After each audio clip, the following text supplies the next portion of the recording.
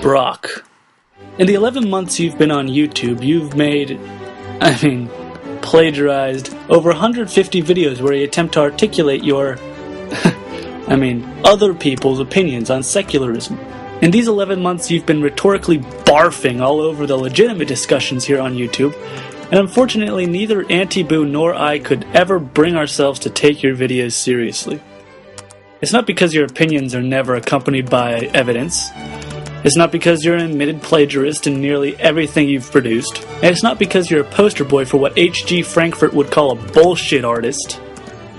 Most people can't take you seriously because every one of your videos is riddled with fallacies. Now, before I knew that you stole all your ideas, I thought you were simply hypocritical, attempting to point out fallacious arguments in others while blatantly committing hundreds yourself. But in the context of your plagiarism, I'm willing to give you the benefit of the doubt that you simply don't know what a fallacy is. And so as a favor, Auntie Boo and I have decided to clear things up and give you a brief lesson. Whoever makes the positive claim in a debate bears the burden of proof. In other words, the person making the positive claim actually has to provide evidence in favor of that claim. But burden shifting is where a person attempts to throw their burden of proof onto an opponent. You do just this at the end of your video, Atheist Faith Claims, where you challenge atheists to prove that there isn't a God. That reminds me, Brock, somebody once sent me a PM telling me that you like to put number 2 pencils up your urethra. Can you prove that this isn't true? Because, in all sincerity, if the lead snapped off, you could do some serious damage. An ad hom is the fallacy of attacking one's character rather than their argument. You demonstrate this fallacy in many of your videos, including Sam Harris is a bigoted atheist, atheist hypocrisy, and Hitler was an atheist. To put that into context, Brock, that would be like me saying, Brock Lawley licks Pat Robertson's dick. His position on education is therefore invalid. See how my argument is flawed here? Your unyielding passion for Pat's throbbing member has nothing to do with the validity of your claims on education. Similar to circular reasoning, begging the question is when you try to show your point by stating your point, which is shown in your video, God Made the Earth. When I say, Brock, your eyebrows are thicker than an Ayn Rand novel, and my reasoning for that is because your eyebrows are shit crazy thick, I'm begging the question. I haven't really said anything. The genetic fallacy is probably one of the lesser-known logical fallacies. This is basically when an argument is made based on something's origin rather than its current context. For example, in your video, Darwinian Racism, A Scientific Grounding, you argue that evolution has extremely racist implications because Darwin used terms like savages and lower races. Similarly, I'd be committing the genetic fallacy if I said that because your religion was founded by a group of superstitious, scientifically ignorant bigots, then that makes you a superstitious, scientifically ignorant bigot. Okay, bad example, but I think you get my point. Equivocation is the misinterpretation of one meaning of a word for another. An example of this might be you saying, I love God, and me replying with this artist's rendering of Brock sodomizing Jesus. You see, I've misinterpreted your use of the word love to mean vigorously reaming your lord in the pooper. Silly mistake, really.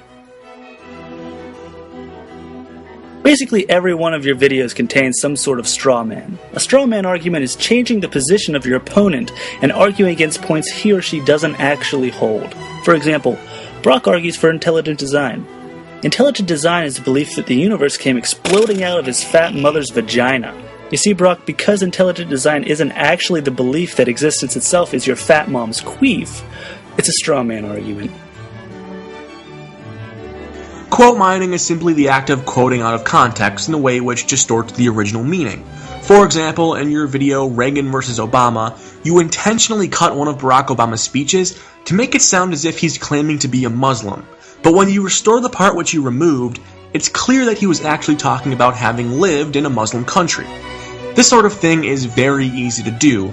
Just watch. This is an announcement to YouTube at large. I literally cut and paste all these old, haggard, tired, refuted arguments. This channel has always been and will always be nothing but an incestuous high five convention? Why deny morality itself? Here's the truth, guys. God cannot exist because there's way too much evil evident in this life.